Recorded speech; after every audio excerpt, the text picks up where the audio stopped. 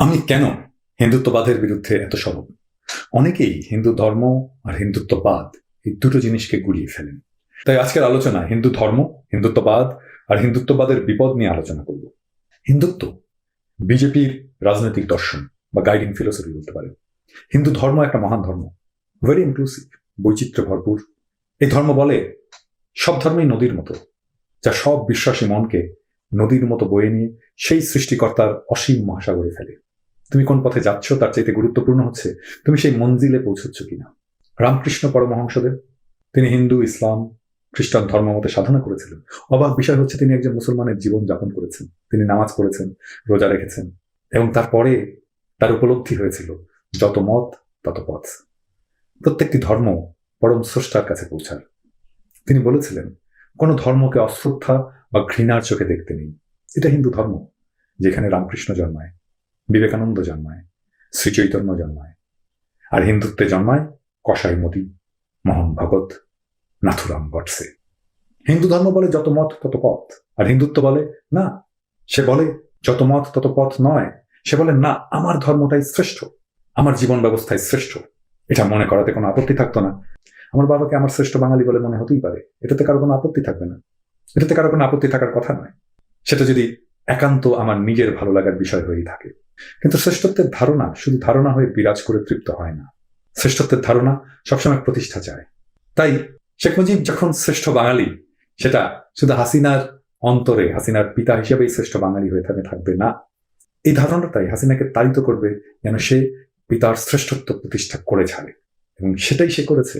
সে তার বাবার সমালোচনাকে ক্রিমিনালাইজ করেছে, তার বাবার সমালোচনাকারীদের ধরে ধরে শাস্তি দিয়েছে, হাইকোর্ট দিয়ে জবরদস্তি করে জয় বাংলা স্লোগান দিয়েছে, তার বাবার মূর্তি বসিয়েছে একের পর এক। একইভাবে হিন্দুত্ব যখন তার ধর্মকে শ্রেষ্ঠ বলে মনে করবে, তখন সে মসজিদ ভেঙে মন্দির বানাবেই। সে ধরে ধরে মুসলমানকে জয় শ্রীরাম বলাবে, গরুর মাংস খাওয়ার অপরাধে পিটিয়ে মুসলমান আর দলিত মারবেই।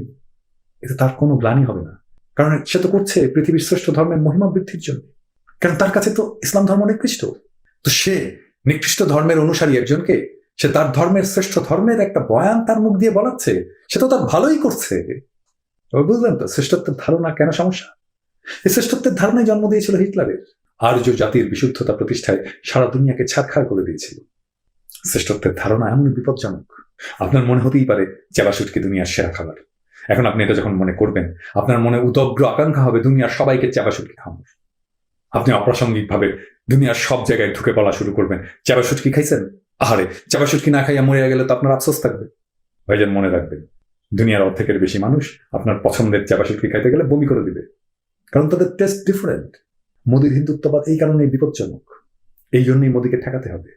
আমরা যেহেতু ইন্ডিয়ার পেটের মধ্যে ঢুকে থাকা একটা দেশ এবং মূলত মুসলমান প্রধান দেশ, তাই বিপদ আমাদের বেশি। মোদীর হিন্দুত্ববাদ সবচেয়ে বেশি ক্ষতি করবে আমাদের, করেছে, সেটা তো দেখতেই পাচ্ছেন। মোদীর কারণেই তো হাসিনার ফ্যাসিবাদ এতদিন টিকে আছে।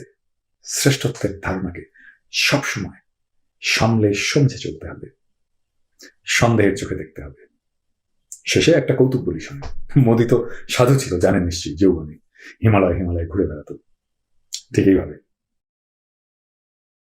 একদিন সে লোকালয়ে আসছে, রাত হয়েছে, গেরস্তের বাসায় গিয়ে আশ্রয় চেয়েছে। তো গেরস্ত বলে, সাধু, আমার বাসায় তো ঘর একটাই, আমার ঘরে থাকতে দিতে পারছি না, তবে আমার গোয়াল ঘর আছে, চাইলে ওখানে থাকতে পারেন, আমি পরিষ্কার করে দিচ্ছি। কিন্তু সমস্যা হচ্ছে আমার গোয়াল ঘরে শুধু পাঠা আছে, বোঝেনি তো, ওদের গায়ে খুব দুর্গন্ধ হয়। মোদী বলে, কই বাত নেই, আমি গোমাতার সন্তান, পাঠার সাথে থাকতে অসুবিধা হবে কেন? তো মোদী গোয়াল ঘরে ঘুমাতে গেল। তো সকালে গেরস্ত উঠে দেখে মোদী আরামে ঘুমাচ্ছে, কিন্তু গোয়াল ঘর ফাঁকা। সব পাঠা মোদীর দুর্গন্ধে দড়ি দড়ি ছিঁড়ে পালাইছে। হিন্দুত্বের দুর্গন্ধ এতই তীব্র।